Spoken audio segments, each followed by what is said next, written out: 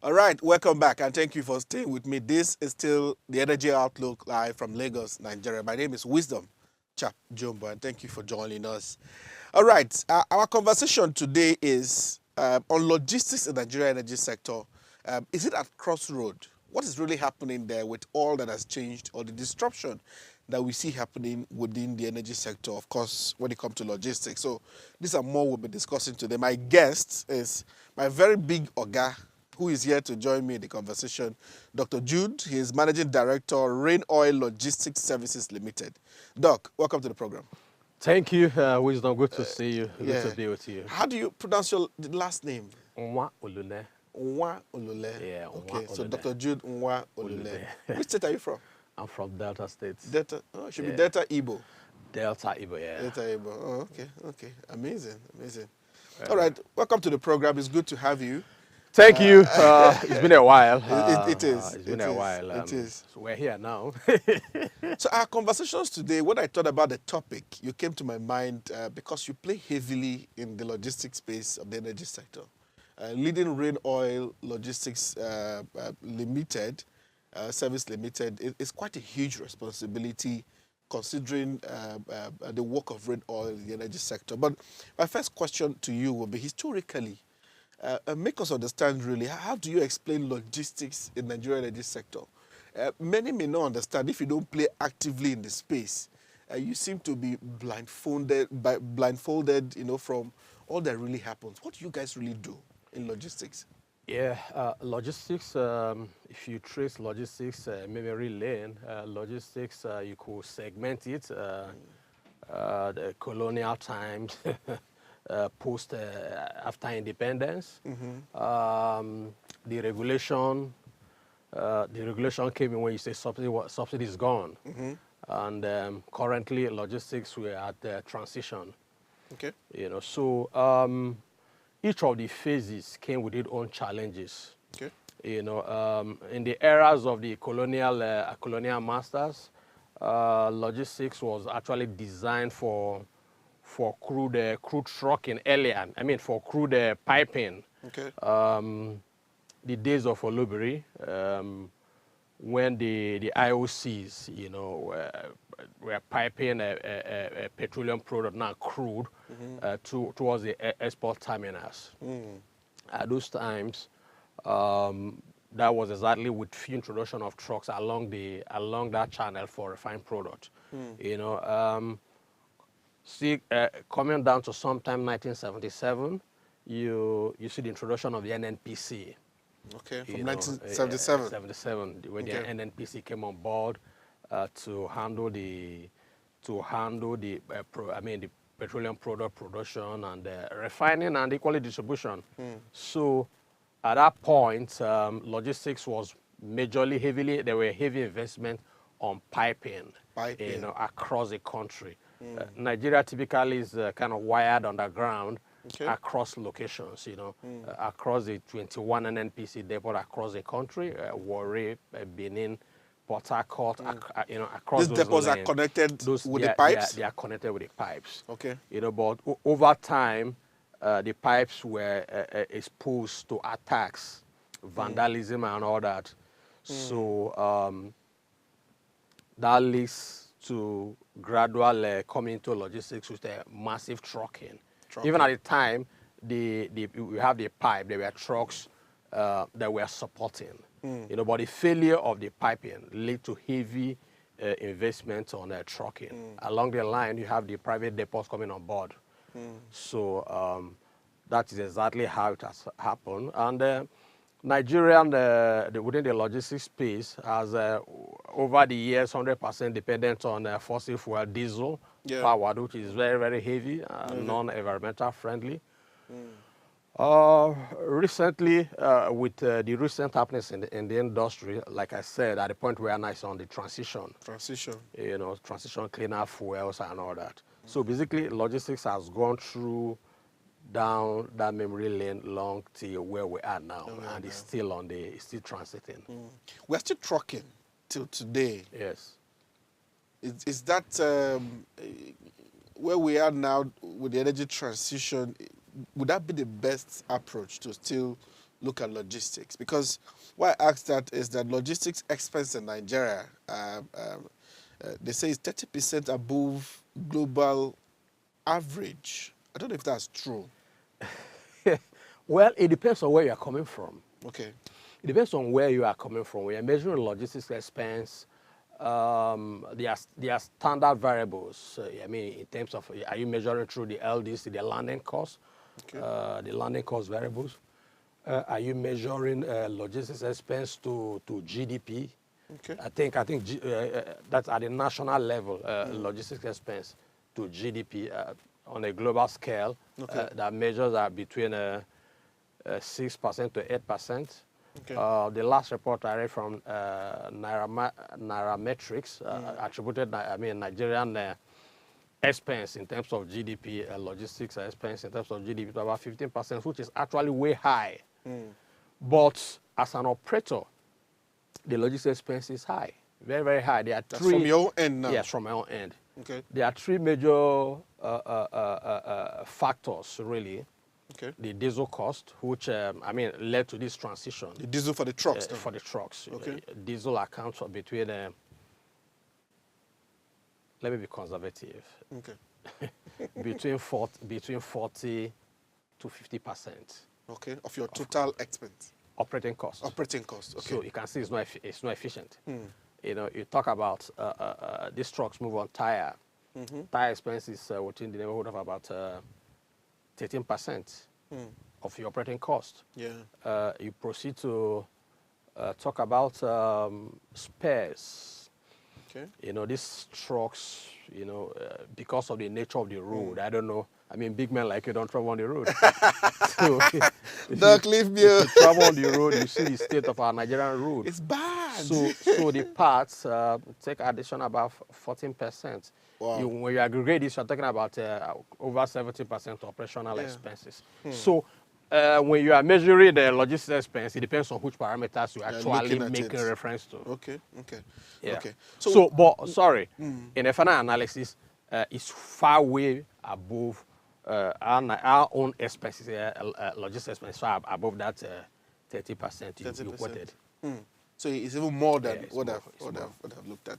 So we are still trucking, which, as I mentioned before, I don't know if that is still the best approach for our logistics. But however, global energy companies, we understand now, have leveraged artificial intelligence to drive their logistics. Where are we with that in Nigeria, if we're still driving trucks on the road? Yes, definitely. You asked a fundamental question. Are we still trucking? Why are we trucking? These questions are tied to infrastructure. Okay. These questions are tied to infrastructure. Some of the efficient ways, you know, of distributing petroleum product still remains the piping, still remains maybe by rail, you know, and remove the nuisance on the road. So the place of artificial intelligence is very, very key, very, very massive. I mean, the artificial intelligence on its own has created its own added value. As an operator yourself, are you leveraging that? Are you using it? In Nigeria, generally, at the moment, there is no full integration of artificial intelligence. What operators are doing, I think we've moved beyond the mail Excel data sheet. Okay. So, I mean, there's the telematics. Okay.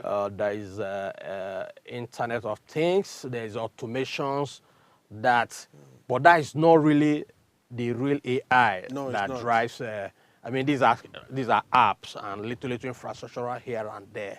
So Nigeria, to a reasonable extent, we've not really embraced that. I think that the full embrace will come in the next phase. Okay.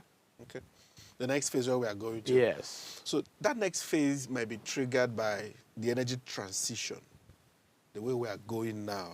So my question is, with global energy transition reshaping a lot of things that is happening within a sector, of course, including reshaping investors' expectations, you know, within the sector, what do you see happening, and how would this affect the logistics? If you look at this broadly for the entire supply chain, do you see any changes specifically? Yes, definitely there are changes. You know, global energy transition, has changed the entire dynamics. So basically, in today's supply chain, you're not here of ESG, environment, social, and the governance as it affects the entire supply chain. Yes. You begin to hear about carbon credit, environmental sustainability, Exactly. and all that. So basically, it's innovate or die. Aligning with aligning with the theory of Joseph Scoopman, creative destruction and all that. So basically, the global transition has shaped. Nigeria, in which we operate, as early as 2020, declared a decade of gas. Yes. 2020 to 2030. And I'm impressed that for the first time we are seeing consistency in government policy. From that time till now, we can still see the drive. A new government has come in place. From day one, declaring subsidy was gone. And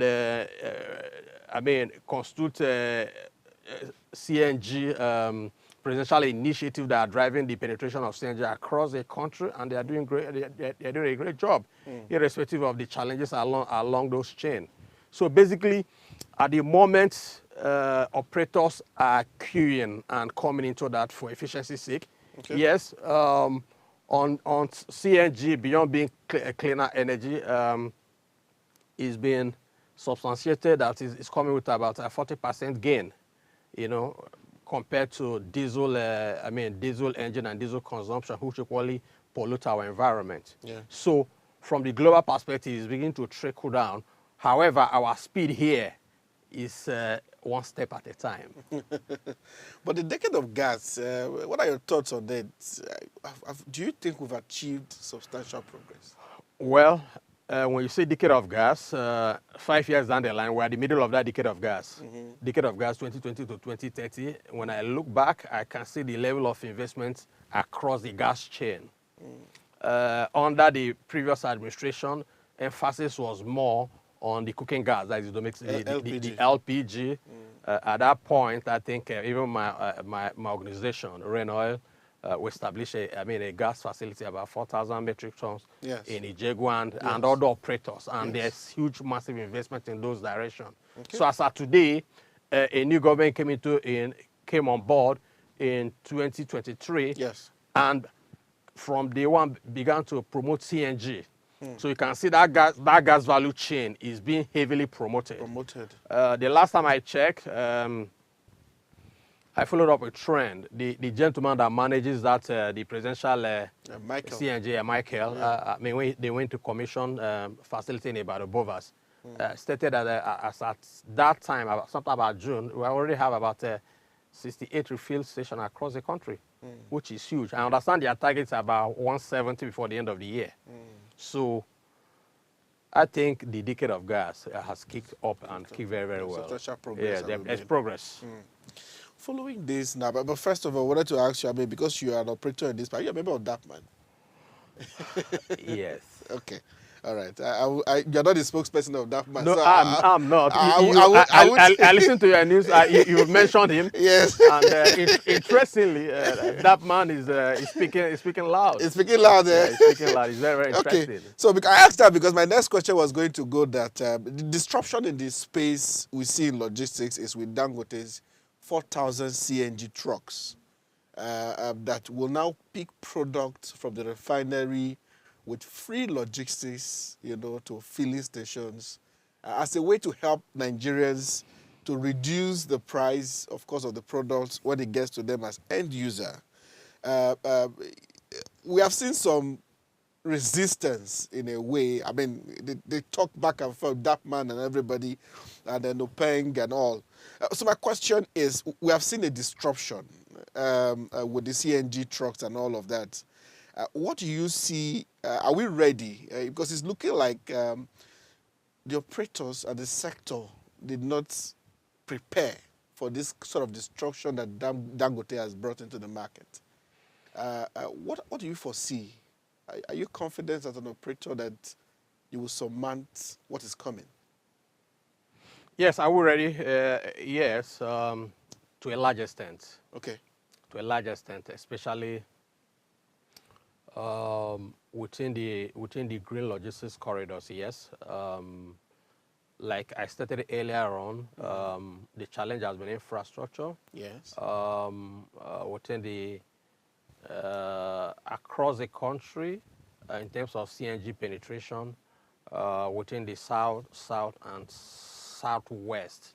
This Okay. is where you have the dominant penetration so far. So, from that perspective, you could see we are partially ready. The penetration hadn't gone across the entire country. Even as of today, I'm aware that some of our competitors, the operators in the industry, has invested heavily on CNG as well. As at early this week, I got a report. One of our competitors, whom I don't want to mention, had brought in about 100 CNG trucks as well. That's So, impressive. so the operators were gradually. The reality is that it's either you can or you can't compete. True. You know, True. there's significant cost difference. Every businessman wants to minimize costs and maximize profit. Yeah. But however, I want to ask you, oh, maybe I might want to ask you now. I wanted to ask, is there anything like free delivery? Does free delivery really exist? I mean, that's what Dangote have said. They said, they are going to send the product, the trucks to pick the product from the refinery and send, to the retailers anywhere they are in the country. And they clearly said that is free. You don't agree? Well, we're here to discuss logistics generally. Okay. So I don't want to go into that debate. Okay. What Dangote has done is very, very impressive. Okay. If not for any other thing, in terms of our environmental sustainability Okay. and cleaner fuels. Okay. So operators are all keen in. So that is very. I mean, you need to commend Dangote's effort so far. Yeah. But what we are seeing with the resistance, however, is it seems like operators didn't foresee. No. Okay. The resistance is coming. Operators want inclusiveness. Inclusiveness. That is all the operators are saying. Okay. As of today, I think Dangote had stopped earlier on. Marketers were buying directly from him. But sometime last week, that was put on hold. Okay. So when you now pay, he supplies you directly. When he supplies you directly, if I quote NATO president, the members have about 30,000 trucks. So what happened to those trucks? So in my own organization, for instance, if we queue fully with Dangote, I have over 400 trucks. So what happened to those trucks? They go moribund, they go idle. On one end from Dangote end, he's creating employment. On the other end from the operator's end, they are creating unemployment. So it's just a balance. It's inclusion. The demand, the request is, hey, let's sit down and discuss this. Dangote is big. If you are big, you are big. I mean, it's the biggest so far in the Africa with the single train refinery. So he's supplying across all over the countries. So basically, so the operators are not expecting him to be the same person supplied to the last mile. So that is the argument. And again, there are governance aspect to it, which they keep on referring to PIA. I mean, there are governing laws. I think section 212 of PIA and all of that. So okay, let me not push it too much into the whole. Let's focus on logistics. Let's come back to logistics. Okay, but let's go on a quick break and take a breather. When we come back, I have a few more questions for Dr. Jude on logistics, and of course, in the area of going green. Looking at the transition and all of those conversations. Don't go. Stay with me. We'll be right back. Let's go on this quick break.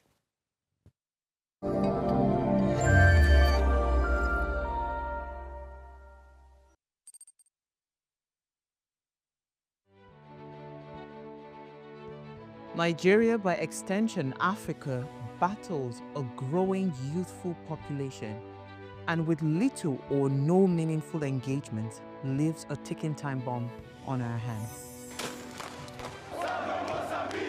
We are a blessed continent with great wealth, both in people and material. Our focus on ways remains driving conversations that affects us all. Topics in the news, social concerns, politics, leadership, governance, empowerment, resource management, conflict management, finance, SME sustainability, technological innovation, food security, health, education, brain drain, our well-being, citizenship, and much more.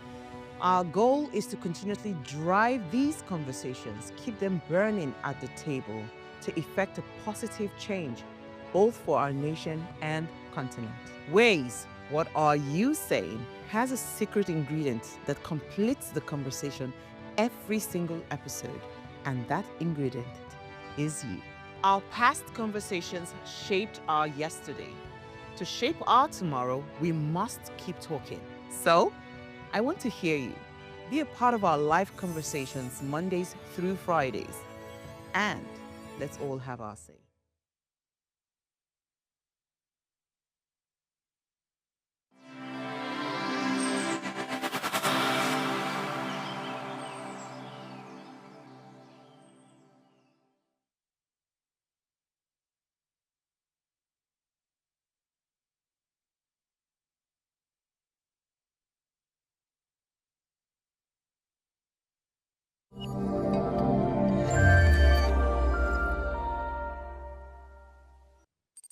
All right, thank you for staying with me and welcome back. This is still the Energy Outlook Live. We're talking to you from Lagos, Nigeria. My guest is in the studio. We're looking at logistics in the energy sector. Is he at Crossroads or not? My guest, Dr. Jude, is still with me, Managing Director, Rain Oil Logistics Services Limited. All right.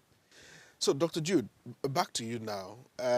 We mentioned earlier that infrastructure, is at the core of what will either change the logistics space or not. And it remains the biggest bottlenecks, we have when we talk about logistics. But when we look at investment in things like the Lekki Deep Sea Port and other similar projects, across the country, which of course we know that has amounted to over $17 billion so far, if you look at it cumulatively. Is this not enough? Or what else do we expect when we talk about infrastructure? Well, 17 billion Lekki Deep Sea is huge. Not just the Lekki Deep Sea, but other projects, Yeah. like they have the Bonny Seaport Yeah. project that they want to do, and other seaports in Akwa Ibom and all of that. Yeah, the reality is, this could just be the beginning. A single refinery had cost over, $20 billion. $20 billion. So you can see the extent to which money is needed and required for the infrastructure. Yeah. At the moment, if you look at infrastructure holistically, you realize that we're lacking. In which area? We typically, as at this age and time, like we said earlier, petroleum products are not supposed to be moved by trucks anymore. If the pipelines are working effectively, Okay. it reduces the interplay of trucks on the road. If the rail are working, moving this, you are aware in places like Kaduna, they have a lot of storage facilities across the country, moving this from, across mile, it kind of help reduce the burden on the road. Even if taking a look at our road, like I said earlier, if you go through our road, I drive, on the road, which area of the road are you going to go to? Benin axis, Warri, Sepele, Benin, Port Harcourt axis. The roads they are dilapidated. They are no maintenance. Though the recent attempt by the FG making an attempt towards a concessioning, Okay. we've not begun to see the investors, those to take over those portions that have been concession. I'm aware from Benin, to Asaba. That road has been concessioned, but no work has started there. So we have a total decay on infrastructure, starting from the road, the sea. I mean, taking a look at the seaport, there are a lot of risk. Everything that has to do with ports is concentrated in Lagos. You mentioned the Ibom deep sea. Yeah. I mean, which is still still in progress, still work in progress. Okay. You can talk about One. How are they functioning?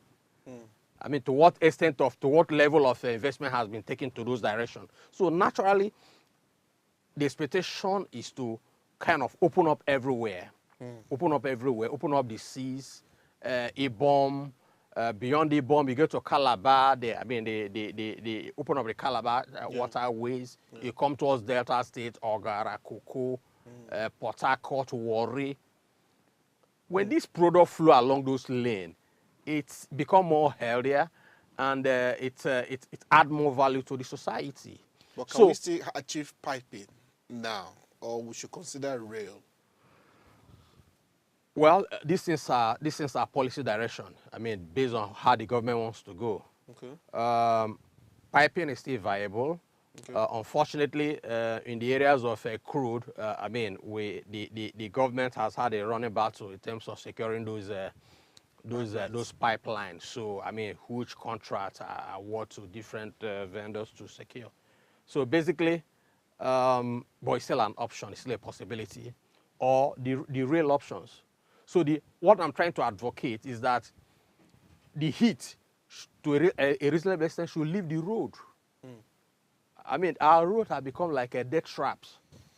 So we need huge money.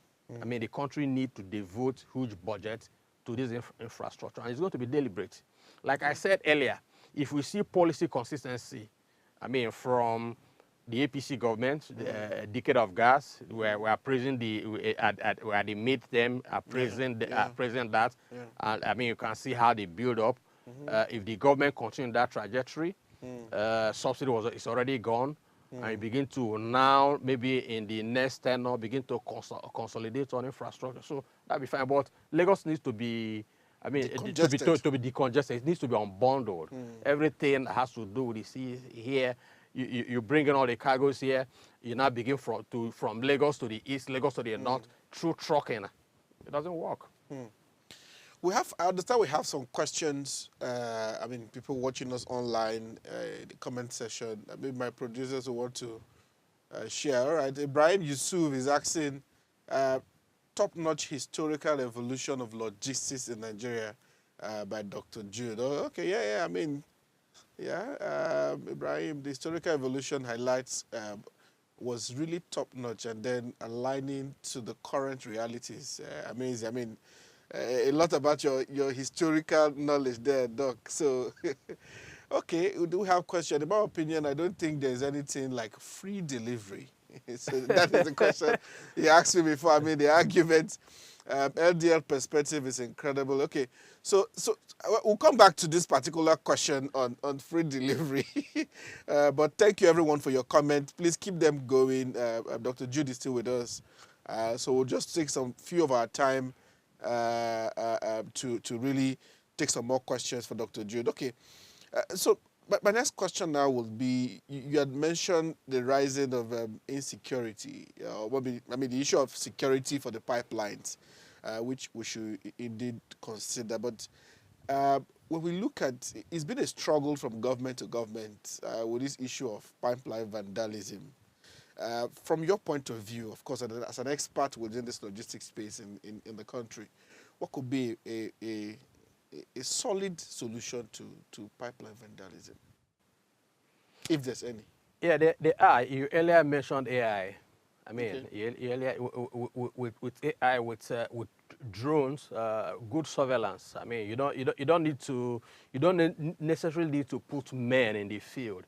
You can stay in your office and monitor what happens in those kind of pipeline, and kind of create sensors. If there's any attacks on the pipeline, it beeps up, and you create security checkpoints along those lanes.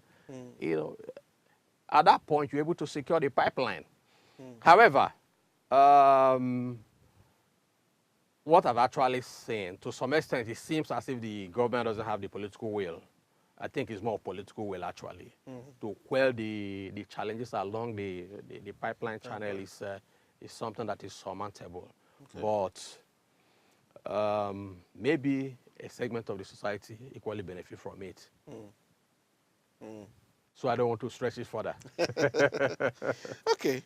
Now, when you talk about logistics and supply chain, the people are, very important aspect of logistics. The people are critical to logistics, especially within the energy sector. People drive the trucks. People make sure the product gets on the trucks. People monitor. You narrated how these things work on the back end earlier. Now, with the way we are transiting, with the way things are moving, when you look at the sector, just look at it, in that helicopter view. Do you think we're investing enough in our people to build a capable workforce, for what the transition is bringing to us around energy and if you think of logistics? Well, from where I stand, I would say no, straight on. Okay. Within the ESG framework, the X there, which is social, actually represent the people. In terms of investment, within this, even within this energy transition chain, part of the biggest gap is the manpower. Manpower to man the various sections of various section of the transition. Okay. For instance, in Nigeria today, I can assure you we have debts of manpower within the LPG and the CNG space. Possibly because we're still relatively new in it. So there's inadequate, and organizations, from what I see, have actually not declared it like a disaster. There needs to be huge investment across this chain to be able to consolidate on the gains that's already in existence. So what I can say, for now, no, Okay. we have manpower challenges across the logistics chain. Within because the manpower have, it comes in segment. Those that manage the guys on the road. Okay. The guys on the road on their own need to be properly trained. Okay. Investment into human capital development. To be able to cope some of the challenges that are surmountable they face on the road on its own. From the back end, the people that manage it from the back end needs to be properly trained. So at the moment, we're having challenge with manpower in terms of So if we put it, capacity if building. we put this into more context now, I mean, from when you hire, Yes. what do you see happen? What are the kind of role where you feel like you have a lot of challenges hiring? Maybe when you want to hire for the logistics company, where do you see the challenge the most? What kind of roles? Maybe if we want to put it into context that way. Yeah. The where you get the challenging roles are more like tech related. Okay. IT related. Okay. People to follow up with these the activities of this trucking on real time. Okay, on real monitoring real time where they are, following up with the. I mean, if your system has been automated, following up with the automation. Do you have real-time monitoring for your trucks? Yeah, we do. Real-time We do, monitoring. we do, So we as do. you're here, you can know where your truck is. We do. Oh, We do. that's good. But again, it's being powered by internet infrastructure. Okay. So at times, it could get to certain locations that the internet is not too. I mean, begin to experience things like offline. Offline. It does happen. Those are part of the challenges. That even reminds me to earlier in the week I watched NSN Dupe. I don't know whether you know him. Yeah. The NCC guy, and I was talking about when he was there, the things he would, I mean, broadband across the country and Africa, that by now Nigeria would have been heaven on earth, and Yeah. it was enumerating his challenges. Yeah. So you can see the And he challenge did of quite a lot of work, Yes. you know, for the period he was there. you can see the challenge of investment. Yes. So basically, manpower is a huge, It's a it's a huge huge gap. And again, if you invest, some of the challenges we probably face, you invest, train. After training, I mean, you could see what they call the Jabba syndrome. Or your next competitor is waiting for you to complete the training. and All right. I understand we have, you know, more comments and questions on our YouTube. I mean, today's must really be a good day. Okay, Kai, every businessman wants to, this is from Sunday Samson. Every businessman wants to cut down costs with intention of maximizing profit. Hence, Dangote's so-called free delivery is a bait to conquer the oil and gas logistics sector.